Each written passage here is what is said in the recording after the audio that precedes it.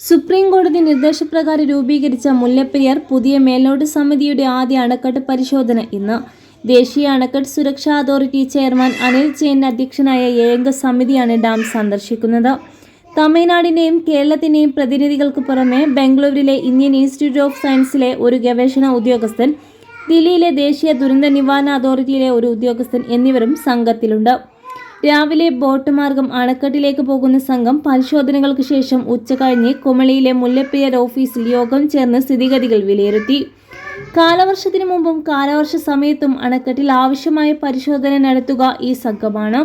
തെക്കൻ തമിഴ്നാട്ടിലെ 5 ജില്ലകളിലെ കൃഷിക്കും കുടിവെള്ളത്തിനുമാണ് മുല്ലപ്പെരിയാർ അണക്കെട്ട് പണിതത്.